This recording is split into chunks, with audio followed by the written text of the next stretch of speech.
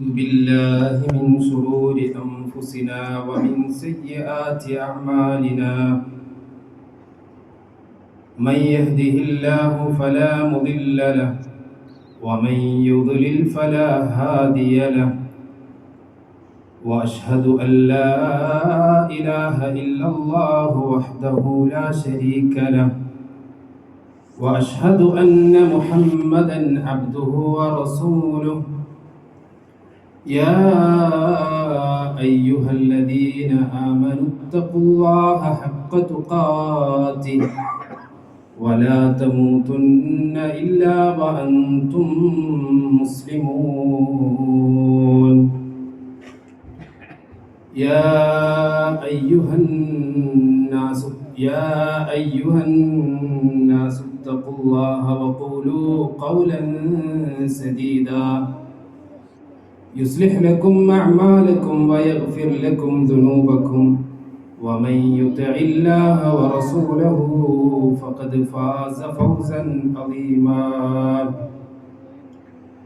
أما بعد فإن خير الكلام كلام الله وخير الهدي هدي محمد صلى الله عليه وسلم وشر الأمور محدثاتها وكل محدثة بدعة وكل بدعة ضلالة وكل ضلالة في النار أعوذ بالله من الشيطان الرجيم إن هذا القرآن يهدي للتي هي أقوم ويبشر المؤمنين الذين يعملون الصالحات أن لهم أجرا كبيرا. ഏറെ പ്രിയം നിറഞ്ഞ വിശ്വാസികളെ, ജീവിതത്തിൻ്റെ എല്ലാ മേഖലകളിലും സൃഷ്ടാവും സംരക്ഷകനുമായ അള്ളാഹുവിൻ്റെ ആജ്ഞാനിർദ്ദേശങ്ങൾ, വിധിവിലക്കുകൾ അനുസരിച്ച് അവരെ സൂക്ഷിച്ച് ജീവിക്കണമെന്ന് സ്വന്തത്തെ ഉപദേശിക്കുന്നത് പോലെ ഓർമ്മപ്പെടുത്തുകയാണ്, വസിയത്ത് ചെയ്യുകയാണ്. നമ്മൾ നോറ്റുകൊണ്ടിരിക്കുന്ന നോമ്പും നമ്മുടെ നമസ്കാരങ്ങളും പ്രാർത്ഥനകളും ഖുർആൻ പാരായണങ്ങളുമെല്ലാം അള്ളാഹു കബൂൽ ചെയ്ത് നമ്മെ അനുഗ്രഹിക്കുമാറാകട്ടെ.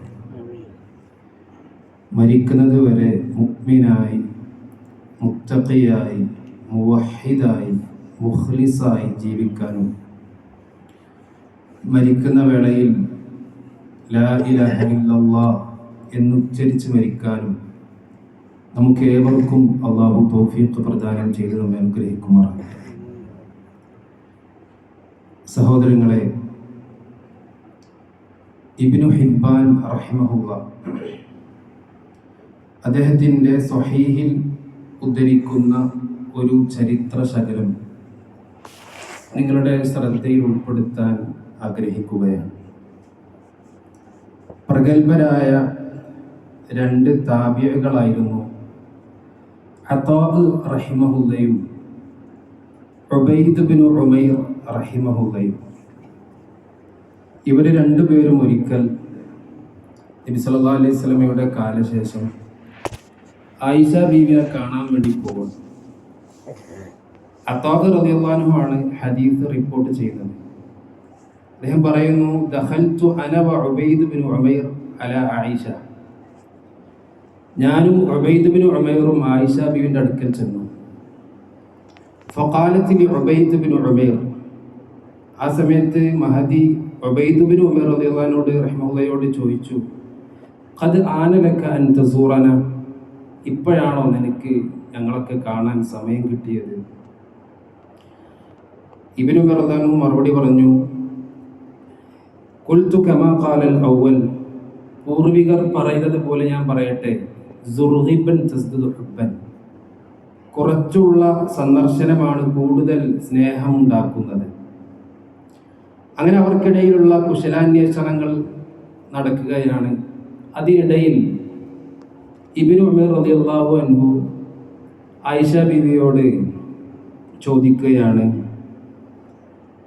അഖ്ബിരിനി ബിഅഅജബി ശൈഇൻ റഅയ്തിഹി മിൻ റസൂലില്ലാഹി സ്വല്ലല്ലാഹു അലൈഹി വസല്ലം. ഉമ്മ, നിങ്ങൾ റസൂലുള്ളാഹി സ്വല്ലല്ലാഹു അലൈഹി വസല്ലമയുടെ ജീവിതത്തിൽ നിങ്ങൾക്ക് അത്ഭുതമുണ്ടാക്കിയ ഒരു കാര്യം ഞങ്ങൾക്ക് അറിയിച്ചു തന്നാലും. ആ സമയത്ത് പ്രവാചകന്റെ കൂടെയുള്ള ആ അസുലഭ നിമിഷങ്ങളെ ഓർത്ത് ആയിഷ ബീവി കണ്ണിൽ ഈറനണിയിക്കുകയും ഫസക്കത്തത് മൗനിയാവുകയും ചെയ്തു. കുറച്ച് സമയങ്ങൾക്ക് ശേഷം ആയിഷ റളിയല്ലാഹു അൻഹ പറഞ്ഞു, ലമ്മാ കാന ലൈലത്തും മിനൽ ലയാലി, എനിക്ക് അവകാശപ്പെട്ട ഒരു രാത്രി എത്തിയപ്പോൾ അള്ളാഹിന്റെ പ്രവാചകൻ സല്ലല്ലാഹു അലൈഹി വസല്ലം തങ്ങൾ എൻ്റെ അടുക്കലേക്ക് വന്നു. ഞങ്ങൾ പരസ്പരം ഒട്ടിക്കിടക്കുന്ന അവസ്ഥയിലായിരുന്നു. എൻ്റെ തൊലിയും പ്രവാചകന്റെ തൊലിയും ചേർന്ന് ഞങ്ങൾ വളരെ അടുത്ത് ചേർന്ന് കിടക്കുന്ന വേളയിൽ പ്രവാചകൻ തിരുമേനി എന്നോട് ചോദിച്ചു, യാ ആയിഷ ദരീനി അതഅബ്ദുൽ ലൈലത ലിറബ്ബി. ആയിഷ, നീ എന്നെ ഒന്ന് വിടുമോ? ഞാൻ ഈ രാത്രിയിൽ എൻ്റെ റബ്ബിന് മുമ്പിൽ ഇബാദത്തിൽ ഇരിക്കട്ടെ എന്ന് ചോദിക്കുകയാണ്. ഞാൻ മറുപടി പറഞ്ഞു, ആയിഷ ബീവി പറഞ്ഞു, ഞാൻ മറുപടി പറഞ്ഞു, വല്ലാഹി ഇന്നി ലഉഹിബ്ബു ഖുർബക വഉഹിബ്ബു മാ സറക. പ്രവാചകരെ, അവിടുത്തെ അടുപ്പം എനിക്ക് ഏറെ ഇഷ്ടമാണ്. താങ്കൾക്ക് എന്താണോ സന്തോഷമുണ്ടാക്കുന്നത് അതും എനിക്കിഷ്ടമാണ്. മഹദി പറയുകയാണ്, ഫഖാം, അങ്ങനെ റസൂലുള്ളാഹി സ്വല്ലല്ലാഹു അലൈഹി വസല്ലം എണീക്കുന്നു.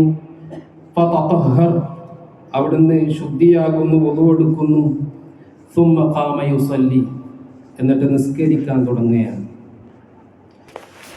ആയിഷ ബീവി പറയുന്നു, ഫലം യസൽ യബ്കി ഹത്താ ബല്ല ഹിജ്റഹു. റസൂലുള്ളാഹി സ്വല്ലല്ലാഹു അലൈഹി വസല്ലമയുടെ മടിത്തട്ടുകൾ നനയുമാറ് പ്രവാചകൻ കരഞ്ഞുകൊണ്ടിരിക്കുകയാണ്. ثم بكى فلم يزل يبكي حتى بل لحيته. അവിടുത്തെ താടിരോമങ്ങൾ നനയുമാറ് പ്രവാചകൻ ഇങ്ങനെ കരഞ്ഞുകൊണ്ടിരിക്കുകയാണ്. ثم بكى فلم يزل يبكي حتى بل الارض. പ്രവാചകൻ നിന്ന ആ സ്ഥലമെല്ലാം നനയുമാറ് റസൂലുള്ളാഹി സ്വല്ലല്ലാഹു അലൈഹി വസല്ലമ കരഞ്ഞുകൊണ്ടിരിക്കുകയാണ്. ഫജാഅ ബിലാൽ യുഅദ്ദിനുഹു ബിസ്സലാ. ആ സമയത്താണ് ബിലാൽ റളിയല്ലാഹു ബാങ്ക് വിളിക്കാൻ വേണ്ടി പള്ളിയിലേക്ക് വരുന്നത്. നമുക്കറിയാം, മദീനത്തെ പള്ളി അന്ന് വളരെ അടുത്താണ് റസൂലുള്ളാഹിന്റെ വീടും മദീനത്തെ പള്ളി. അപ്പൊ ഫലമ്മാ റആഹു യബ്കി, റസൂൽ അങ്ങനെ കരയുന്നത് അദ്ദേഹം കാണുകയാണ്. യാ റസൂലല്ലാഹ് ലിമ തബ്കി, നിങ്ങൾ എന്തിനാണ് പ്രവാചകരെ കരയുന്നത്? വഖദ് ഗഫറല്ലാഹു ലക മാ തഖദ്ദമ വമാ തഅഖർ. വരാനിരിക്കുന്ന കഴിഞ്ഞുപോയ പാപങ്ങൾ അഖിലവും പൊറുക്കപ്പെട്ടവരല്ലേ നിങ്ങൾ എന്തിനാണ് ഇങ്ങനെ കരയുന്നത്? റസൂൽ പറഞ്ഞു, അഫല അകൂനു അബ്ദൻ ശകൂറ, ഞാൻ നന്ദിയുള്ള അടിമയാകണ്ടേ. ലഖദ് നസലത് അലയ്യ ലൈല അൽ ആയ, എനിക്ക് ഈ രാത്രിയിൽ ഒരു ആയത്ത് ഇറങ്ങി. വൈലും ലിമൻ ഖറഅഹാ വലം യതഫക്കർ ഫീഹാ. ഈ ആയത്ത് ഓതുകയും അതിനെക്കുറിച്ച് ചിന്തിക്കാതിരിക്കുകയും ചെയ്തവന് നാശമം. എന്നിട്ട് റസൂലുള്ളാഹി സല്ലല്ലാഹു അലൈഹി വസല്ലം ആ ആയത്ത് ഓതുകയാണ്. ഇന്ന ഫീ ഖൽഖിസ് സമാവാതി വൽ അർദി വഖ്തിലാഫിൽ ലൈലി വൻ നഹാർ ലആയാതിൻ ലിഉലിൽ അൽബാബ്. ആകാശഭൂമികളുടെ സൃഷ്ടിപ്പിലും രാപ്പകലുകൾ മാറി മാറി വരുന്നതിലും ബുദ്ധിയുള്ള ആളുകൾക്ക് ദൃഷ്ടാന്തമുണ്ട് എന്ന്. സഹോദരങ്ങളെ, നിരവധി പാഠങ്ങൾ നമുക്ക് പഠിപ്പിച്ചു തരുന്ന ഒരു ചരിത്ര ശകലമാണ് നിങ്ങളുടെ ശ്രദ്ധയിൽ ഞാൻ ഉൾപ്പെടുത്തിയത്. അതിലേറ്റവും പ്രധാനപ്പെട്ടത് നമ്മൾ നന്ദിയുള്ളവരാവുക എന്നത് തന്നെയാണ്.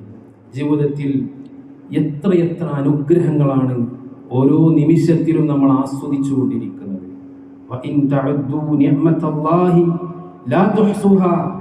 നിങ്ങൾ അള്ളാഹിന്റെ അനുഗ്രഹങ്ങൾ ഓരോന്ന് എണ്ണുകയാണെങ്കിൽ നമുക്ക് എണ്ണി തിട്ടപ്പെടുത്താൻ സാധിക്കില്ല എന്നാണ്. അല്ലെ, കോടിക്കണക്കിന് മനുഷ്യർ, ആ മനുഷ്യരിൽ നിന്ന് അള്ളാഹ് നമുക്ക് ഹിദായത്ത് തന്നിരിക്കുകയാണ്. ആ ഹിദായത്ത് എന്ന അനുഗ്രഹം, പാർപ്പിടമുണ്ട്, നമുക്ക് മക്കളുണ്ട്, നമുക്ക് ഉമ്മയുണ്ട്, ഉപ്പയുണ്ട്, ഭാര്യമാരുണ്ട്, നമുക്ക് നമ്മുടെ വാഹനമുണ്ട്, എല്ലാമുണ്ട്. നമ്മുടെ ശരീരത്തിലെ എല്ലാ അവയവങ്ങളും നമുക്ക് അനുഗ്രഹങ്ങളാണ്. ഈ അനുഗ്രഹങ്ങളെല്ലാം നൽകിയ റബ്ബിനോട് നമുക്ക് നന്ദി കാണിക്കാൻ സാധിക്കേണ്ടതുണ്ട്. പരിശുദ്ധ റമദാനിൽ നമുക്ക് ഭാഗവാക്കാകാൻ കഴിഞ്ഞു എന്നത് എത്ര വലിയ അനുഗ്രഹമാണ്. രോഗമൊന്നും പിടിപെടാതെ നോമ്പ് തോൽക്കാൻ കഴിയുന്നു എന്നത് എത്ര വലിയ അനുഗ്രഹമാണ്. പക്ഷെ മനസ്സറിഞ്ഞുകൊണ്ട് നമുക്ക് ഹംദുകൾ ഉരുവിടാൻ സാധിച്ചിട്ടുള്ളത് നമ്മൾ ആലോചിക്കും. നിസ്കാരത്തിന്റെ ശേഷം നമ്മൾ ഹംദുകളും തസ്ബീഹുകളും തഹ്ലീലുകളും ഒക്കെ ചെല്ലുന്നുണ്ട്. പക്ഷെ അതൊക്കെ ആത്മാർത്ഥമായിട്ടാണോ എന്ന് ഒരു വേള നമ്മൾ ആലോചിക്കേണ്ടതുണ്ട്.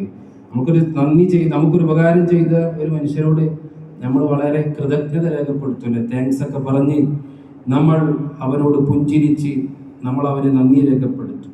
എന്നാൽ നമ്മൾ അള്ളാഹുവിൻ്റെ നിഅമത്തിന് എത്രത്തോളം നന്ദി കാണിക്കുന്നുണ്ട് എന്നത് ആലോചിക്കേണ്ടതുണ്ട്.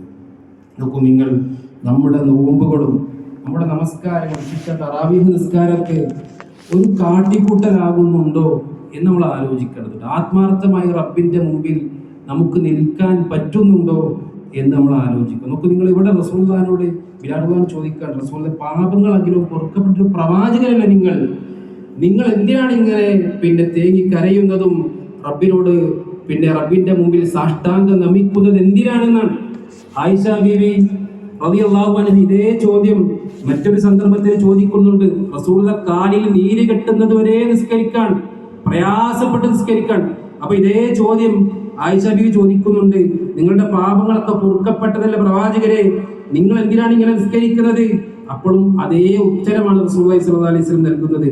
അഫല അകൂനു അബ്ദൻ ശക്കൂറ, ആയിഷ ഞാൻ നന്ദിയുള്ള അടിമയാകേണ്ട ആയിഷ. ആ നന്ദി റസൂൽ അത്ര ചെയ്തെങ്കിൽ നമ്മളൊക്കെ എത്ര ചെയ്യണം സഹോദരന്മാരെ.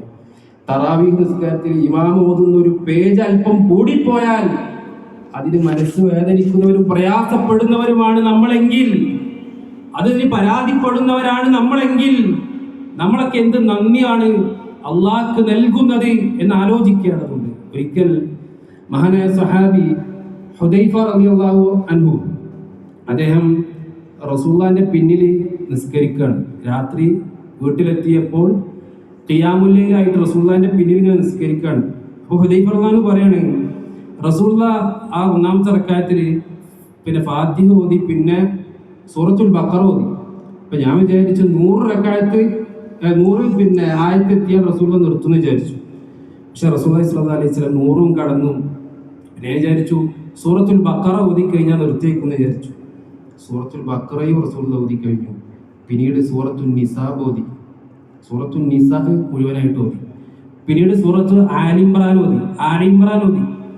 എന്നിട്ട് ഹുദൈഫ പറയുന്നത് റസൂലുള്ളാഹിന്റെ നിസ്കാരം ഒരു പെട്ടെന്ന് ഓതിയിട്ടുള്ള നിസ്കാരമല്ല, മുത്തറസ്സിലായ നിസ്കാരമായിരുന്നു എന്നാണ്. സാവകാശത്തിൽ തസ്ബീഹ് ചെല്ലേണ്ടടുത്ത് തസ്ബീഹ് ചൊല്ലി, രക്ഷ ചോദിക്കേണ്ടടുത്ത് രക്ഷ ചോദിച്ച്, പ്രാർത്ഥിക്കേണ്ട സ്ഥലത്ത് പ്രാർത്ഥിച്ചിട്ട് എന്നുള്ള നിസ്കാരമായിരുന്നു റസൂലുള്ളാഹിന്റെ നിസ്കാരം എന്നാണ്.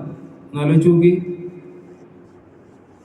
സൂറത്ത് ബഖറയില് ബഖറ എത്ര പേജ് ഉണ്ട്? ഏകദേശം 49 പേജ് ഉണ്ട് സൂറത്ത് ബഖറ. ആലിമ്രാൻ 25 പേജ് ഉണ്ട്. സൂറത്തു നിസാ 25ന്റെ മുകളിൽ പേജുകളുണ്ട്.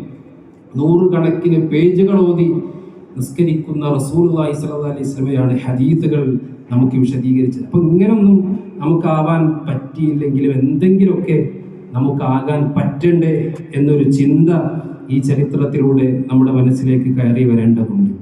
രണ്ടാമതായി ഈ ചരിത്രം നമുക്ക് നൽകുന്ന ഒരു പാഠം, ഖുർആൻ നമ്മുടെ മനസ്സിലേക്ക് ആഴ്ന്നിറങ്ങിയിട്ടുണ്ടോ എന്നുള്ളൊരു ചിന്ത നമ്മളിൽ ഉണ്ടാവുക എന്നതാണ്. പ്രവാചകൻ സല്ലല്ലാഹു അലൈഹി വസല്ലം ഒരു ആയത്ത് സ്വാധീനിച്ച രൂപമാണ് നമ്മൾ കാണുന്നത്. ഒരൊറ്റ ആയത്ത്, സൂറത്ത് ആലി ഇംറാനിലെ ആയത്ത്. ആ ആയത്ത് കൊണ്ട് റസൂലുള്ളാഹിന്റെ താടി രോമങ്ങൾ നനഞ്ഞു, റസൂലുള്ളാഹിന്റെ മടിത്തട്ട് നനഞ്ഞു, റസൂലുള്ളാഹി സ്വല്ലല്ലാഹു അലൈഹി വസല്ലമയുടെ നിന്ന സ്ഥലം നനഞ്ഞു. അത്രയും കരഞ്ഞുകൊണ്ട് നിസ്കരിക്കുന്ന പ്രവാചകൻ ഒരായത്ത് സ്വാധീനിച്ച രൂപമാണ്. ഇങ്ങനെ എത്ര ചരിത്രങ്ങളുണ്ട്. നോക്കൂ നിങ്ങൾ, ഒരിക്കൽ ഒരു സന്ദർഭത്തിൽ റസൂലുള്ളാഹി സ്വല്ലല്ലാഹു അലൈഹി വസല്ലം തങ്ങൾ മിസ്അബ് ബിൻ ഉമൈർ റളിയല്ലാഹു അൻഹുവിനെ മദീനയിലേക്ക്, ഹിജ്റക്ക് മുമ്പ് മദീനയിലേക്ക് പറഞ്ഞയക്കുകയാണ്. മദീനയിലെ ആളുകളെ ഇസ്ലാമിലേക്ക് ക്ഷണിക്കാനും അവർക്ക് ദീന് പഠിപ്പിച്ചു കൊടുക്കാനൊക്കെയാണ് വിടുന്നത്. അങ്ങനെ അദ്ദേഹം അസ്അദ് ബിൻ സുറാറ എന്ന മനുഷ്യന്റെ അടുത്തെത്തി. അസ്അദ് ബിൻ സുറാറിന്റെ അടുത്തെത്തിയിട്ട് അദ്ദേഹത്തിന് ഇസ്ലാമിനെ കുറിച്ച് പഠിപ്പിച്ചു കൊടുത്തു. അദ്ദേഹത്തിന് പരിശുദ്ധ ഖുർആൻ ഓതി കേൾപ്പിച്ചു. അദ്ദേഹം ഇസ്ലാം സ്വീകരിച്ചു. അങ്ങനെ മദീനയിലുള്ള ഒരുപാട് ആളുകൾ ഇസ്ലാമിലേക്ക് കടന്നു വരാൻ തുടങ്ങി. ഇത് ഔസ് ഗോത്രത്തിലെ സഅദ് ഇബ്നു മുആദ് എന്ന യുവാവിന്റെ മനസ്സിൽ ചൊറിച്ചിലുണ്ടാക്കി. പ്രവാചകനോടും പ്രവാചകന്റെ അനുയായിയായ മിസ്അബ് ബിൻ ഉമർ റളിയല്ലാഹു അൻഹുവിനോടും അടങ്ങാത്ത കോപമുണ്ടാക്കി. അദ്ദേഹം വിഷം പുരട്ടിയ കടാര ഒളിപ്പിച്ചു വെച്ച് മിസ്അബ് ഉമറിനെ ലക്ഷ്യമാക്കിയിട്ട് നടന്നു നീങ്ങുന്നത് ചരിത്രത്തിൽ കാണാൻ സാധിക്കും. ആ സമയത്ത് ഇത് കണ്ട അസ്അദ് റളിയല്ലാഹു അൻഹു അദ്ദേഹത്തോട് പറഞ്ഞു, ഇബ്ന ഖാല ഇസ്മഅ മിൻ ഖൗലി ഇൻ സമിഅത മുൻകറൻ റദത്ത അലൈഹി വഇൻ സമിഅത ഹഖ്ഖൻ ഫഅജിബ് ഇലൈഹി. താങ്കൾ അദ്ദേഹം പറഞ്ഞ വാചകം ഒന്ന് കേൾക്ക്. അത് മുൻകറായ, അത് മോശപ്പെട്ട വല്ലതുമാണെങ്കിൽ നിനക്ക് നിന്റെ നടപടിയെടുക്കാം. ഇനി അദ്ദേഹം പറയുന്നതിൽ കാര്യമുണ്ടെങ്കിൽ, സത്യമാണെങ്കിൽ ഫഅജിബ് ഇലൈഹി, താങ്കൾ അതിന് മറുപടി കൊടുക്ക്, താങ്കൾ ഇത് സ്വീകരിക്കും. അപ്പോൾ സാദറുള്ളാഹു ചോദിച്ചു, പിന്നെ മാതാ യഖൂൽ, എന്താണ് അദ്ദേഹം പറയുന്നത്? ആ സമയത്ത് മിസ്അബ് ബിൻ ഉമർ റളിയല്ലാഹു അൻഹു സൂറത്തു സുഖ്റൂഫിലെ ആദ്യത്തെ 5 ആയത്ത് ഓതി കേൾപ്പിക്കുകയാണ്. ഹാമീം വൽ കിതാബിൽ മുബീൻ ഇന്നാ ജഅൽനാഹു ഖുർആനൻ അറബിയ്യൻ ലഅല്ലക്കും തഅഖിലൂൻ എന്ന വാചകം ഓതി കേൾപ്പിക്കുകയും സഅദ് റളിയല്ലാഹു അൻഹു ഇസ്ലാം സ്വീകരിക്കുകയും ചെയ്യുകയാണ്. സഹോദരന്മാരെ, അദ്ദേഹം ഇസ്ലാം സ്വീകരിച്ചടങ്ങി നിന്നില്ല. 30ാമത്തെ വയസ്സിലാണ് അദ്ദേഹം ഇസ്ലാം ആശ്ലേഷിക്കുന്നത്. അദ്ദേഹം ഉടനെ തന്നെ അദ്ദേഹത്തിന്റെ ഗോത്രമായ ഔസ് ഗോത്രത്തിലെ ഉപഗോത്രമായ ബനു അബ്ദിൽ അശ്ഹൽ ഗോത്രത്തിലേക്ക് കടന്നു ചെല്ലുകയും അവിടെയുള്ള ഓരോ വീടുകളും താണ്ടിക്കയറി അവിടെ ഖുർആൻ ഓതി കേൾപ്പിക്കുകയും ലാ ഇലാഹ ഇല്ലല്ലാഹിലേക്ക് അവരെ ക്ഷണിക്കുകയും ഈ ലോകത്തിനൊരു ഇലാഹ് മാത്രമുള്ളൂ എന്ന് അവരെ ബോധ്യപ്പെടുത്തുകയും സകല ഇബാദത്തുകളും അവന് മാത്രമേ നൽകാൻ പാടുള്ളൂ എന്ന് അവർക്ക് പരിചയപ്പെടുത്തി കൊടുക്കുകയും അവരെ ബോധവൽക്കരിക്കുകയും ചെയ്തു. ആ ഗോത്രം മുഴുവൻ ഇസ്ലാം സ്വീകരിച്ചു എന്നാണ്. 30ാമത്തെ വയസ്സിൽ അദ്ദേഹം ഇസ്ലാം സ്വീകരിച്ചിട്ട് 35ാമത്തെ വയസ്സിൽ അദ്ദേഹം ലോകത്തോട് വിട പറഞ്ഞു. ഒരുപാട് ചരിത്ര സംഭവങ്ങൾ അദ്ദേഹവുമായി ബന്ധപ്പെട്ട് നമുക്ക് കാണാൻ സാധിക്കും. ഈ 5 വർഷം കൊണ്ട് 5 നൂറ്റാണ്ടിന്റെ ചരിത്രം രചിക്കാൻ മഹാനായ സഅദ് റളിയല്ലാഹു അൻഹു സാധിച്ചെങ്കിൽ അദ്ദേഹത്തെ കുറിച്ച് റസൂലുള്ളാഹി അദ്ദേഹം മരിച്ചപ്പോൾ പറഞ്ഞത് ഇഹ്തസ്സ ലിമൗതിഹി അർശുർ റഹ്മാൻ എന്നാണ്. അദ്ദേഹത്തിന്റെ മരണം കാരണം അല്ലാഹുവിന്റെ അർശ് പ്രകമ്പനം കൊണ്ടു, വിറ കൊണ്ടു എന്നാണ് റസൂലുള്ളാഹി സ്വല്ലല്ലാഹു അലൈഹി വസല്ലം പഠിപ്പിക്കുന്നത്. അപ്പോൾ നിങ്ങൾ ഖുർആൻ ചെലുത്തിയ സ്വാധീനമാണ്. ഇവിടെയാണ് നമ്മൾ നമ്മോട് ചോദിക്കേണ്ടത്, എത്ര കാലമായി നമ്മൾ ജീവിക്കുന്നു? ഈ ഭൂലോകത്ത് എത്ര കാലമായി അള്ളാഹുവിന്റെ വായു ശ്വസിച്ച്, അള്ളാഹു തന്ന വെള്ളം കുടിച്ച്, അള്ളാഹു തന്ന സൗകര്യങ്ങളിൽ നമ്മൾ ജീവിച്ചുകൊണ്ടിരിക്കും? ഒരായത്ത് എൻ്റെ മനസ്സിൽ സ്വാധീനിച്ചു എന്ന് പറയാൻ ഈ ജീവിത കാലയളവിൽ നമുക്ക് പറ്റുമോ? ഈ ആയത്തിന്റെ ജീവിതത്തിന് മാറ്റമുണ്ടാക്കിയെന്ന് പറയാൻ നമുക്ക് സാധിക്കുമോ? ഈ ആയത്തോതി ഞാനും എൻ്റെ റബ്ബും മാത്രമാകുന്ന വേളകളിൽ ഞാൻ കരഞ്ഞുപോയി, ഞാൻ കരഞ്ഞുകൊണ്ട് നമസ്കരിച്ചു എന്ന് പറയാൻ നമുക്ക് സാധിക്കുമോ എന്നാൽ ഓരോരുത്തരും ഒന്ന് ആലോചിച്ച് നോക്കേണ്ടതുണ്ട്. നോക്കൂ നിങ്ങൾ, സൂറത്ത് ഹശ്റിലൂടെ അല്ലാഹ് പറയുന്ന ഒരു കാര്യമുണ്ട്. ലൗ അൻസൽനാ ഹാദൽ ഖുർആൻ അലാ ജബൽ ലറഅയ്തഹു ഖാശിഅൻ മുതസദ്ദിഅൻ മിൻ ഖശിയത്തില്ലാഹ് വതിൽകൽ അംസാലു നദ്രിബുഹാ ലിന്നാസി ലഅല്ലഹും യതഫക്കറൂൻ. ലൗ അൻസൽനാ, നാം ഇറക്കിയാൽ, ഹാദൽ ഖുർആൻ, ഈ ഖുർആനെ നാം ഇറക്കുകയാണെങ്കിൽ അലാ ജബൽ, ഒരു പർവ്വതത്തിന്, ഒരു മലക്ക് ഞാൻ ഇറക്കി കൊടുക്കുകയാണെന്നുണ്ടെങ്കിൽ ലറഅയ്തഹു ഖാശിഅൻ, നിനക്ക് മുതസദ്ദിഅൻ മിൻ ഖശിയത്തില്ല, ആ പർവ്വതം വിനീതമാകുന്നതും അല്ലാഹുവെ പറ്റിയുള്ള ഭയത്താൽ അത് പൊട്ടിപ്പിളരുന്നതും നിനക്ക് കാണാൻ സാധിക്കുന്നതാണ്. അപ്പോൾ നിങ്ങൾ, ഒരു മലക്ക് പോലും, ഒരു പർവ്വതത്തിന് പോലും അതിന് ഖുർആൻ സ്വാധീനമുണ്ടാക്കുമെങ്കിൽ സഹോദരന്മാരെ, എന്തുകൊണ്ട് നമുക്ക് ഖുർആൻ നമ്മുടെ മനസ്സിന്റെ അകത്തേക്ക് കയറുന്നില്ല എന്ന് നമ്മൾ ഒരു വേള ആലോചിക്കേണ്ടതുണ്ട്. അതിനുള്ള സമയം അധികരിച്ചു പോയിരിക്കുന്നു. എന്തുകൊണ്ട് നമ്മുടെ മുസ്ലിം ഉമ്മത്തിന്റെ മനസ്സുകളിലേക്ക് ഖുർആൻ കയറുന്നില്ല, അത് സ്വാധീനമുണ്ടാക്കുന്നില്ല? നമുക്ക് എന്തു പറ്റി? നമ്മുടെ ഉമ്മത്തിന് എന്തു പറ്റി? നമ്മുടെ സമൂഹത്തിന് എന്തു പറ്റി? നോക്കൂ നിങ്ങൾ, സങ്കടകരവും ഭയാനകവുമായ വാർത്തകളാണ് റമദാനിന്റെ ഓരോ പ്രഭാതം പുലരുമ്പോഴും നമ്മൾ കേട്ടുകൊണ്ടിരിക്കുന്നത്. പ്രായഭേദ വ്യത്യാസമെന്ന് ലഹരിക്കടിമപ്പെട്ട് ജീവിച്ചു കൊണ്ടിരിക്കുന്ന ഒരു സമുദായം. സിനിമകളും ലിബറൽ ചിന്തകളും മൂലം കേരളത്തിലെ കുടുംബ സാമൂഹിക രംഗങ്ങൾ അത് കലാപ ഭൂമിയായിക്കൊണ്ടിരിക്കുകയാണ്. സഹപാഠിയെ കൊന്നിട്ട് ലാഘവത്തോടെ നിർഭയത്വത്തോടെ മെസ്സേജ് അയക്കുകയാണ് സോഷ്യൽ മീഡിയയിൽ. ഒരു പേടിയുമില്ലാതെ, ഒരു നിലക്കുമുള്ള ഒരു മാന്യതയുമില്ലാതെ.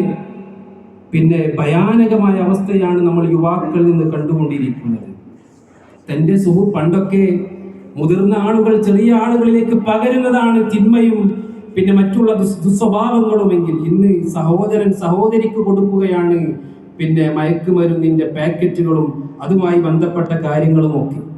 6-ാം നൂറ്റാണ്ടിനെ കളിയാക്കുന്ന ആളുകളുണ്ട്, 6-ാം നൂറ്റാണ്ടിനെ വളരെ മോശമായി ചിത്രീകരിക്കുന്ന ആളുകളുണ്ട്. നോക്കൂ നിങ്ങൾ, ഇവിടെയാണ് നമ്മൾ മനസ്സിലാക്കേണ്ടത്.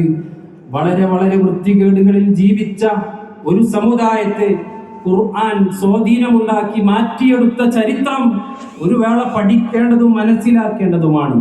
കള്ളു കുടിച്ച് രവിച്ച് ജീവിച്ച അവരെ, പെണ്ണു പിടിച്ച് സുഖിച്ചു ജീവിച്ച അവരെ, അജ്ഞതകൾ പേറി പരസ്പരം കഴുത്തറുത്തൊരു സമൂഹത്തെ ഖുർആൻ മാറ്റി. ലാത്തയെയും ഉസ്സയെയും മനാത്തയെയും വിളിച്ച് പ്രാർത്ഥിക്കുകയും വഴിപാടുകളും അർച്ചനകളും അർപ്പിച്ചൊരു സമുദായത്തെ തൗഹീദിന്റെ ഉത്തുംഗതയിലേക്ക് ഉയർത്തിയത് അത് ഖുർആനാണ്. ശഹ്റു റമദാൻ അല്ലദീ ഉൻസില ഫീഹിൽ ഖുർആൻ ഹുദൻ ലിന്നാസി വബയ്യിനാതിൻ മിനൽ ഹുദാ വൽ ഫുർഖാൻ. സൂറത്തുൽ ബഖറയുടെ 185-ാമത്തെ വാചകമാണ്. പരിശുദ്ധ ഖുർആൻ റമദാൻ മാസത്തിൽ അവതീർണമായി. ഹുദൻ ലിന്നാസ്, ജനങ്ങൾക്ക് മാർഗദർശനമായിട്ട്. വബയ്യിനാതിൻ മിനൽ ഹുദാ വൽ ഫുർഖാൻ, സത്യവും അസത്യവും വേർതിരിച്ച് കാണിക്കുന്നതുമായ സുവ്യക്തമായ തെളിവുകളായിട്ട് ആണ് ഖുർആൻ അവതരിച്ചത്. ഇന്ന ഹാദൽ ഖുർആൻ യഹ്ദീ ലില്ലതി ഹിയ അഖ്വം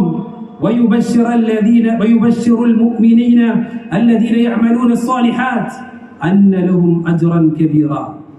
തീർച്ചയായും ഈ ഖുർആൻ ഏറ്റവും ശരിയായതിലേക്ക് വഴി കാണിക്കുകയും ചെയ്യുന്നു. സൽക്കർമ്മങ്ങൾ പ്രവർത്തിക്കുന്ന നന്മകൾ ചെയ്യുന്ന ആളുകൾക്ക് വലിയ പ്രതിഫലമാണ് എന്ന് സന്തോഷ വാർത്ത അറിയിക്കുന്നു. ഈ ഖുർആനാണ് സഹോദരങ്ങളെ അവരെ മാറ്റിയത്. ഈ ഖുർആന്റെ വഴികളിൽ നമ്മൾ സഞ്ചരിച്ചാൽ നമ്മളിൽ മാറ്റമുണ്ടാകും. നമ്മുടെ മക്കൾക്ക് അവരുടെ വിദ്യാഭ്യാസ കാലഘട്ടത്തിൽ ഭൗതിക വിദ്യാഭ്യാസം നൽകുന്നതിനപ്പുറത്ത് ഈ ലോകത്ത് അല്ലാഹു പടച്ചത് അവനെ ആരാധിക്കാനും അവന് നേർച്ചകളും വഴിപാടുകളും അർച്ചനകളും സകലതും അർപ്പിക്കാനും അവനെ മാത്രം വിളിച്ച് ആരാധിക്കാനുമാണ് എന്ന പാഠം ഖുർആനിലൂടെ പഠിക്കുമ്പോൾ നമ്മുടെ കുട്ടികൾ പിന്നെ അല്ലാഹു സുബ്ഹാനഹു വ തആല പടച്ചത് അവനെ ആരാധിക്കാൻ വേണ്ടി മാത്രമാണ് എങ്കിൽ ഈ ലോകത്ത് അല്ലാഹു ഇക്കാണുന്ന സകല ചരാചരങ്ങളെ സൃഷ്ടിച്ച് പടച്ചത് അത് അല്ലാഹുവിനെ ഇബാദത്ത് ചെയ്യാനുള്ള സഹായമായിട്ടാണ് എങ്കിൽ സഹോദരന്മാരെ, നമ്മൾ ഭൗതിക വിദ്യാഭ്യാസം കുട്ടികൾക്ക് നൽകുന്നതിന്റെ അപ്പുറത്ത് മതവിദ്യാഭ്യാസം പരിശുദ്ധ ഖുർആനിലേക്ക് അവനെ ക്ഷണിക്കാനും അത് പഠിപ്പിക്കാനും നമുക്ക് സാധിച്ചാൽ അവനിൽ മാറ്റമുണ്ടാകും. നമ്മുടെ സമൂഹത്തെ നമ്മളത് പഠിപ്പിക്കുകയാണെങ്കിൽ അവരിൽ മാറ്റമുണ്ടാകും എന്ന് നമ്മൾ മനസ്സിലാക്കുക. റസൂലുള്ളാഹി സ്വല്ലല്ലാഹു അലൈഹി വസല്ലം തങ്ങൾ ആ സമൂഹത്തെ ഖുർആൻ ഉപയോഗിച്ചുകൊണ്ടാണ് മാറ്റിയത്. പിന്നീട് അവരാരും ആ വഴിപെട്ട ജീവിതം, ആ മോശപ്പെട്ട ജീവിതം നയിച്ചിരുന്നില്ല. പിന്നീട് അവരാരും അല്ലാഹു അല്ലാത്ത ആളുകളിലേക്ക് അവരുടെ കരങ്ങൾ ഉയർത്തിയിട്ടില്ല. അവരിൽ നിന്ന് ഉപദ്രവമോ ദോഷമോ ഒന്നും ഭയപ്പെട്ടിട്ടില്ല. റസൂലുള്ളാഹി സ്വല്ലല്ലാഹു അലൈഹി വസല്ലമയുടെ കാലശേഷം ഒരുപാട് കാലം സഹാബത്ത് ജീവിച്ചു. ഒരിക്കൽ പോലും പ്രവാചകൻ സ്വല്ലല്ലാഹു അലൈഹി വസല്ലമയോട് അവരാരും സഹായം ചോദിച്ചില്ല. റസൂലുള്ളാഹിന്റെ ഖബറിങ്ക വന്നിട്ട് റസൂലുള്ളാഹി സ്വല്ലല്ലാഹു അലൈഹി വസല്ലമ എടുത്തു വന്നിട്ട് വാവിട്ട് കരഞ്ഞിട്ടില്ല. അപ്പൊ ഖുർആൻ അവരിൽ വരുത്തിയ മാറ്റമാണ്. എന്തുകൊണ്ട് നമ്മുടെ സമൂഹം വൃത്തികേടിലേക്ക് പോകുന്നു, ഖുർആനിലേക്ക് മടങ്ങുന്നില്ല എന്നതാണ്. നമ്മുടെ മുസ്ലിം ഉമ്മത്ത് എന്തുകൊണ്ട് മക്ബറകളിലും തങ്ങന്മാരുടെയും ബീവിമാരുടെയും അടുത്തൊക്കെ പോയി പരാതികൾ പറയുന്നു, മറ്റുള്ള അല്ലാഹ് അല്ലാത്ത ശക്തികളിലേക്ക് അവരുടെ കരങ്ങൾ ഉയരുന്നു? അവർ ഖുർആനിലേക്ക് വന്നിട്ടില്ല. സ്വഹാബത്ത് അങ്ങനെ ചെയ്തിട്ടില്ല. സ്വഹാബത്ത് ഒരിക്കൽ പോലും ആ രീതിയിലുള്ള പ്രവർത്തനങ്ങൾ, ശിർക്കൻ പ്രവർത്തനങ്ങൾ ജീവിതത്തിൽ ചെയ്തിട്ടില്ല. ഖുർആൻ അവർ മനസ്സിലാക്കിയിരുന്നു.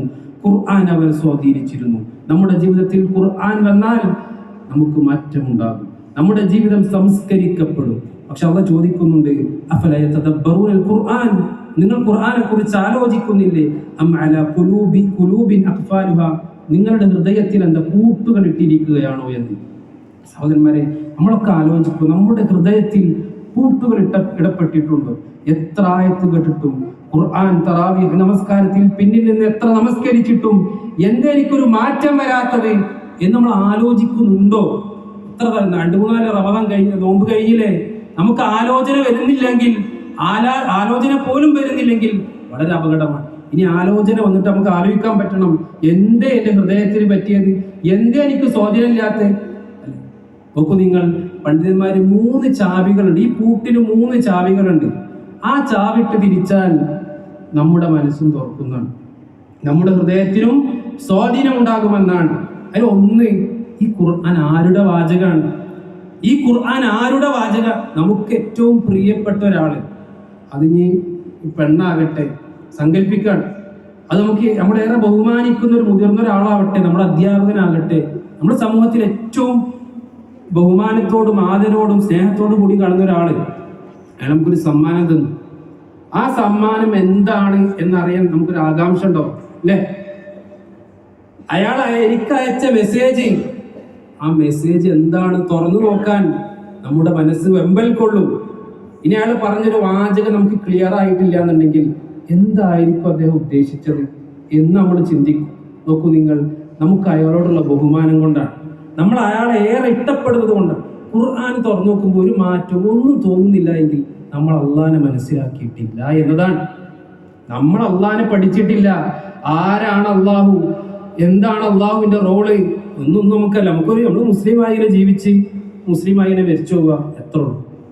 അള്ളാഹിനെ പഠിക്കാൻ, അള്ളാഹിനെ അടുത്തറിയാൻ ശ്രമിച്ചാൽ സഹോദരന്മാരെ നമുക്ക് ഖുർആനോട് സ്നേഹം ഉണ്ടാവും. ഖുർആൻ എടുത്ത് തുറന്നു നോക്കുമ്പോൾ എന്താണ് ഈ ആയത്തിന്റെ അർത്ഥം? ഫാത്തിഹന്റെ അർത്ഥം പോലും അറിയാത്തവരുണ്ടേ. 10, 30, 40, 50 വയസ്സ് കഴിഞ്ഞിട്ട് താൻ ഒരു ദിവസം 5 വക്ത് നിസ്കരിക്കുന്നതിലൂടെ 17 റക്അത്ത് നിസ്കരിക്കുന്നതിലൂടെ ഓതുന്ന ഫാത്തിഹന്റെ അർത്ഥം അറിയാത്ത മുസ്ലിം ഉമ്മത്ത്, മുസ്ലിങ്ങൾ നമ്മുടെ കൂട്ടത്തിലുണ്ട്. ബിസ്മില്ലന്റെ അർത്ഥം ചോദിച്ചാൽ പോലും അറിയാത്തവർ. എന്ത് ഗൗരവമാണ് സഹോദരന്മാരുടെ വിഷയം. നാളെ റബ്ബിന്റെ മുമ്പിലേക്ക് കയറി ചെല്ലാനുള്ളതല്ലേ? ഇന്നോ നാളെ അല്ലെങ്കിൽ നമുക്ക് നിശ്ചയിക്കപ്പെട്ട അവധിയിൽ മരിച്ചു പോകാനുള്ളതല്ലേ? ആ ഫാത്തിഹന്റെ അർത്ഥം റബ്ബിന്റെ മുമ്പിൽ നിങ്ങൾക്ക് ഒന്നും അറിയില്ല എന്ന് പറയാൻ അല്ലെ? ഒന്ന് ആലോചിച്ച് നോക്കി, എത്ര മോശമാണ് നമ്മുടെ അവസ്ഥ. അപ്പോൾ നമ്മൾ പരിശുദ്ധ ഖുർആനെ നമ്മുടെ ഹൃദയത്തിലേക്ക് ഇറങ്ങാൻ, ഒന്ന് അള്ളാഹുവിനെ കുറിച്ച് പഠിക്കുക. അപ്പൊ നമുക്ക് എന്ത് ചെയ്യും? നമുക്ക് നമ്മുടെ ഖുർആൻ ഓതുമ്പോൾ മാറ്റം ഉണ്ടാകും. നമ്മൾ ആലോചിക്കും, അള്ളാഹ് നമ്മുടെ സൃഷ്ടാവ്, നമ്മളെ പരിപാലിക്കുന്നവൻ, നമ്മളെ ഉമ്മയെക്കാളും ഉപ്പയെക്കാളും നമ്മളെ ഏറെ സ്നേഹിക്കുന്നവൻ അല്ലെ? ആര് നമ്മൾ എതിർത്ത് പറഞ്ഞാലും അള്ളണ്ട് കൂടെ അല്ലെ? നമ്മുടെ അള്ളാഹ്, ആ അള്ളാഹ് ലോകത്തിലെ ഏറ്റവും നല്ല മനുഷ്യൻ ഇറക്കി കൊടുത്ത ഖുർആൻ. ആ ഖുർആനെ സംബന്ധിച്ച് റസൂലുള്ളാഹി സ്വല്ലല്ലാഹു അലൈഹി വസല്ലം പറഞ്ഞത്, ഖൈറുക്കും മൻ തഅല്ലമൽ ഖുർആന വഅല്ലമ. ആകാശത്തിന്റെ ചുവട്ടിലെ ഏറ്റവും നല്ല മനുഷ്യർ എന്ന് പറയുന്നത് ഖുർആൻ പഠിക്കുകയും അത് പഠിപ്പിക്കുകയും ചെയ്തവരാണ് എന്ന്. അപ്പൊ വിഷയത്തെ നമ്മൾ ഗൗരവത്തോട് കൂടി കാണുക. രണ്ടാമത്തെ ഒരു ചാവി എന്ന് പറഞ്ഞാൽ നമ്മൾ ഖുർആന്റെ ബർക്കത്ത് മനസ്സിലാക്കുക എന്നാണ്. ഖുർആന്റെ ബർക്കത്ത് മനസ്സിലാക്കുക. കിതാബുൻ അൻസൽനാഹു ഇലൈക മുബാറക്, താങ്കൾക്ക് നാം ഇറക്കിയ ഖുർആൻ മുബാറക്കാണ്, അനുഗ്രഹീതമാണ് എന്നാണ്, ബർക്കത്തുറ്റിയതാണ്. നോക്കൂ നിങ്ങൾ, ഒരു ഹർഫ് ഓതിയാൽ ഒരു ഹസനത്ത് 10 ഹസനത്ത് വരെ കൂലി ഉണ്ടെന്നാണ്.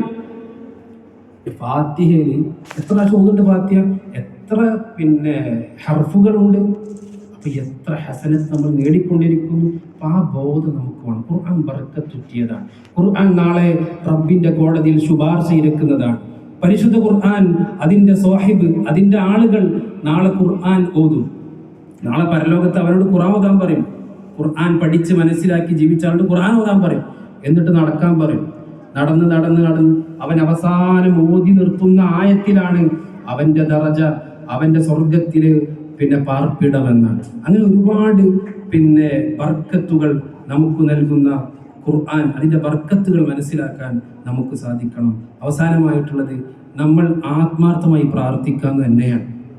പടച്ചോനെ, ഖുർആൻ എൻ്റെ ഹൃദയത്തിൻ്റെ വസന്താക്കണേ. റസൂലുള്ളാഹി സ്വല്ലല്ലാഹു അലൈഹി വസല്ലം ഒരിക്കൽ സഹാബത്തിന് പഠിപ്പിച്ചു കൊടുക്കുന്നുണ്ട്, നിങ്ങൾക്ക് വല്ല പ്രയാസവും മനോവിഷമവും വരുമ്പോൾ നിങ്ങൾ പ്രാർത്ഥിക്കണം എന്ന് പറഞ്ഞിട്ട്, അല്ലാഹുമ്മ ഇന്നി അബ്ദുക് ഇബ്നു അബ്ദിക് ഇബ്നു അമതിക് നാസിയതി ബിയദിക് മാദിൻ ഫിയ ഹുക്മുക് അദ്ലുൻ ഫിയ ഖളാഉക് അസ്അലുക ബികുല്ലി ഇസ്മിൻ ഹുവ ലക് സമ്മൈത ബിഹി നഫ്സക് ഔ അല്ലംതഹു അഹദൻ മിൻ ഖൽഖിക് ഔ അൻസൽതഹു ഫീ കിതാബിക് ഔ ഇസ്തഅ്സർത ബിഹി ഫീ ഇൽമിൽ ഗൈബി ഇൻദക് എന്ന് പറഞ്ഞിട്ട് റസൂൽ പ്രാർത്ഥിക്കാൻ പറയാണ്, അൻത ജഅലൽ ഖുർആന റബീഅ ഖൽബി വനൂറ സദ്രി വജലാഅ ഹുസ്നി.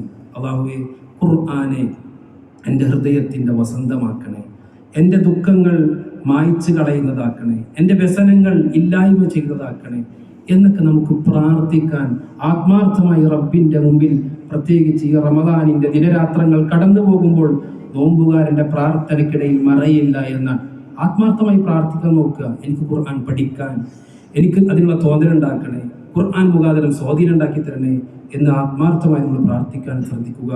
അത്തരത്തിൽ ഖുർആനുമായി ബന്ധം സ്ഥാപിച്ച് ജീവിക്കുന്ന സച്ചരിതരിൽ അള്ളാഹു നമ്മെ അവരെയും ഉൾപ്പെടുത്തി അനുഗ്രഹിക്കുമാറാകട്ടെ.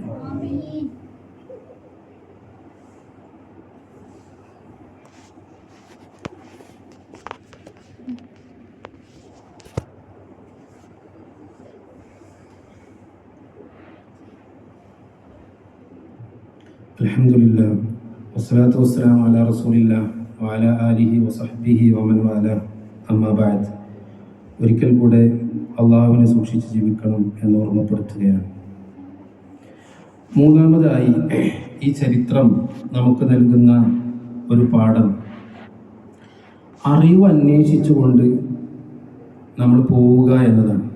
പഠിക്കാൻ വേണ്ടിയുള്ളൊരു താല്പര്യം എപ്പോഴും നമ്മളിലുണ്ടാവും. ഇവിടെ രണ്ട് താബിഈ പണ്ഡിതന്മാർ, അവർ കൂടുതൽ അറിയാൻ വേണ്ടി ആയിഷ ബീവിയുടെ അടുക്കൽ വന്ന് പഠിക്കുകയാണ്. എന്താണ് റസൂലുള്ളാഹിന്റെ അടുത്ത് നിന്ന് കേട്ട ഉണ്ടായ അനുഭവം എന്ന് ചോദിച്ചറിയുകയാണ്. അപ്പോൾ ചോദിച്ചറിയാനുള്ള, പഠിക്കാനുള്ള ഒരു ടെൻഡൻസി നമ്മുടെ ജീവിതത്തിൽ നമ്മൾ കാത്തു സൂക്ഷിക്കേണ്ടതുണ്ട്. ഇന്ന് നമ്മൾ കാണുന്ന മുസ്ഹഫും നമ്മൾ കാണുന്ന ഹദീസിൻ്റെ സ്വഹീഹ് ബുഖാരി ആവട്ടെ, സ്വഹീഹ് മുസ്ലിം ആവട്ടെ, ഒരുപാട് ഗ്രന്ഥങ്ങൾ, ഇവയൊക്കെ നമ്മളുടെ ഇടയിൽ ഇന്നിങ്ങനെ സുലഭമായി നമ്മൾ കാണുകയാണ്, രണ്ട് ചട്ടക്കൂളിൽ. എന്നാൽ അതിനുവേണ്ടി നമ്മുടെ പണ്ഡിതന്മാർ അനുഭവിച്ച ത്യാഗം ഒട്ടനവധിയായി. ഒരു ഹദീസിന് വേണ്ടി, ഒരൊറ്റ ഹദീസിന് വേണ്ടി മാസങ്ങൾ യാത്ര ചെയ്തു എന്ന് നമുക്ക് അവരുടെ ചരിത്രങ്ങളൂടെ കാണാൻ സാധിക്കും. അപ്പോൾ നമ്മുടെ മുമ്പിൽ എല്ലാ സൗകര്യങ്ങളും ഉണ്ട്. ഇന്നിപ്പോൾ വിരൽ തുമ്പിലാണ് കാര്യങ്ങളൊക്കെ. ഒരു വിരലമർത്തിയാൽ നമ്മൾ ഉദ്ദേശിക്കുന്ന ഹദീസും ആയത്തൊക്കെ നമുക്ക് കിട്ടും. അപ്പം ഇങ്ങനെയുള്ള സാഹചര്യങ്ങൾ, അതുപോലെ നമ്മുടെ പള്ളികളിൽ ഖുർആൻ ക്ലാസുകൾ, മറ്റുള്ള ഹദീസ് പഠന ക്ലാസുകളെല്ലാം നടക്കുന്നുണ്ട്. അതുമായി സഹകരിക്കാനും പഠിക്കാനുള്ള ഒരു മുന്നോട്ട് വരൽ നമ്മുടെ ജീവിതത്തിൽ ഉണ്ടായിത്തീരേണ്ടതുണ്ട് എന്ന് ഈ ഹദീസ്, ഈ സംഭവം നമ്മളെ പഠിപ്പിക്കുകയാണ്. അതുപോലെ തന്നെ നാലാമതായി ഈ ഒരു സംഭവം പഠിപ്പിക്കുന്ന കാര്യമാണ്, ഭാര്യ ഭർത്തൃ ബന്ധത്തിൽ, ദാമ്പത്യ ജീവിതത്തിൽ പരസ്പരം കണ്ടും കൊടുത്തും കൊണ്ടും അറിഞ്ഞുമൊക്കെയുള്ള ഒരു ജീവിതമാണ് നമ്മുടെ ജീവിതത്തിൽ ഉണ്ടായിരിക്കേണ്ടത്. ഇവിടെ നബി സല്ലല്ലാഹു അലൈഹി വസല്ലം തങ്ങൾ തൻ്റെ ഭാര്യയുടെ അടുക്കൽ കിടക്കുന്നു, ആയിഷ ബീവിയുടെ അടുത്ത് കിടക്കുന്നു. എന്ന് റസൂലുള്ളാഹിക്ക് പോയി നിസ്കരിച്ചാൽ മതി. റസൂലുള്ളാഹി സ്വല്ലല്ലാഹു അലൈഹി വസല്ലം സമ്മതം ചോദിക്കാണ്, റബ്ബി, ഞാൻ രാത്രി ഞാൻ നിസ്കരിക്കട്ടെ, ഞാൻ ഇബാദത്ത് ചെയ്യട്ടെ എന്ന് സമ്മതം ചോദിക്കും. വളരെ സുന്ദരമായി ആയിഷ ബീവി അതിന് മറുപടി പറയുകയാണ്. സ്നേഹം ചാലിച്ചുകൊണ്ട്, സ്നേഹം ഉണ്ടാക്കുന്ന രീതിയിലുള്ള സംസാരം അല്ലേ. പിന്നെ റസൂലെ, നിങ്ങളെ എനിക്ക് ഇഷ്ടമാണ്, നിങ്ങളുടെ സാന്നിധ്യം ഞാൻ ആഗ്രഹിക്കുന്നു, നിങ്ങൾക്ക് എന്താണോ താല്പര്യം അതും എനിക്കിഷ്ടമാണ് എന്നൊക്കെയുള്ള രീതിയിലുള്ള സംസാരങ്ങൾ നമ്മുടെ ജീവിതത്തിൽ അങ്ങനെ ഉണ്ടാകണം. നമ്മുടെ ജീവിതത്തിൽ അങ്ങനെ ഉണ്ടാകുമ്പോൾ മാത്രമാണ് ആ ദാമ്പത്യ ജീവിതം നമുക്ക് ആസ്വദിക്കാൻ സാധിക്കുകയുള്ളൂ എന്നാണ്. പരിശുദ്ധ റമദാൻ മാസത്തിലൊക്കെ നമ്മൾ പലതും കണ്ടറിയേണ്ടതുണ്ട്. പലപ്പോഴും സ്ത്രീകളൊക്കെ പാചക ലോകത്താണ്. അവർ പിന്നെ പാചകം എന്ന് പറയുമ്പോൾ അതൊരു മോശപ്പെട്ട പണിയൊന്നുമല്ല, അത് ഇബാദത്ത് തന്നെയാണ്. ഭർത്താവിന് ഖിദ്മ ചെയ്യലും വീട്ടുകാർക്ക് ഖിദ്മ സേവനം ചെയ്യലും ഒക്കെ അതൊക്കെ ദീന് പറയുന്ന കാര്യങ്ങൾ തന്നെയാണ്. പക്ഷെ അതിനപ്പുറത്ത് അവർക്ക് ഖുർആൻ ഓതാനുള്ള സമയം നമ്മൾ ഉണ്ടാക്കി കൊടുക്കണം. പള്ളിയുമായി ബന്ധപ്പെടാനും പള്ളിയുടെ ക്ലാസ്സുകളിൽ ഭാഗവാക്കാകാനും ഒക്കെയുള്ള അവസരങ്ങൾ നമ്മളെ കണ്ടറിഞ്ഞ് നമ്മളൊക്കെ ചില വിഷയങ്ങളിൽ അവരെ സഹായിക്കുകയും ആ രീതിയിൽ അവരുമായി മുന്നോട്ട് പോവുകയും സ്നേഹിക്കാനും പരസ്പരം കണ്ടറിയാനുമൊക്കെ നമുക്ക് സാധിക്കേണ്ടതുണ്ട് എന്നും ഈ സംഭവങ്ങൾ നമ്മളെ ബോധ്യപ്പെടുത്തുകയാണ്. അല്ലാഹു സുബ്ഹാനഹു വ തആല ചരിത്ര പാഠങ്ങളിൽ നിന്ന് തെളിവുകളിലും ചരിത്രങ്ങളിൽ നമുക്ക് പാഠം ഉൾക്കൊണ്ട് ജീവിക്കുന്ന അവൻ്റെ നല്ലവരായ അടിമകളിൽ നമ്മെ ഏവരെയും ഉൾപ്പെടുത്തി അനുഗ്രഹിക്കുമാറാകട്ടെ. ജീവിതത്തിൽ ചെയ്തു വെച്ച എല്ലാ തിന്മകളും അള്ളാഹു വിട്ടുപുറത്ത് മാപ്പാക്കി നാളെ സ്വർഗത്തിൽ ജന്നാത്തുൽ ഫിർദൗസിൽ സത്യവിശ്വാസികളുടെ കൂട്ടത്തിൽ കളിച്ചുല്ലസിക്കുവാനുള്ള സൗഭാഗ്യം നമുക്ക് ഏവർക്കും നൽകി നമ്മെ അനുഗ്രഹിക്കുമാറാകട്ടെ. നമ്മൾ നോറ്റുകൊണ്ടിരിക്കുന്ന നോമ്പുകളും നമ്മുടെ മറ്റു സൽപ്രവർത്തനങ്ങളുമെല്ലാം അള്ളാഹു കബൂൽ ചെയ്ത് നമ്മെ അനുഗ്രഹിക്കുമാറാകട്ടെ. റമദാൻ മാസമൊക്കെ കഴിഞ്ഞ് പാപങ്ങൾ പൊറുക്കപ്പെടാതെ മരിച്ചു പോകുന്ന ജീവിച്ചുകൊണ്ടിരിക്കുന്ന അള്ളാഹുവിന്റെ നിർഭാഗ്യവാന്മാരായ അടിമകളിൽ നിന്നും അള്ളാഹു നമ്മെ കാത്തു രക്ഷിക്കുമാറാകട്ടെ. اللهم اغفر للمؤمنين والمؤمنات والمسلمين والمسلمات والأحياء منهم والأموات. اللهم أجرنا من النار، اللهم أجرنا من النار، اللهم أجرنا من النار. اللهم يا مقلب القلوب ثبت قلوبنا على دينك. اللهم يا مقلب القلوب ثبت قلوبنا على دينك. اللهم يا مقلب القلوب ثبت قلوبنا على دينك. ربنا هب لنا من أزواجنا وذرياتنا قرة أعين واجعلنا للمتقين إماما. ربنا اصرف عنا عذاب جهنم إن عذابها كان غراما إنها ساءت مستقرا ومقاما. ربنا تقبل منا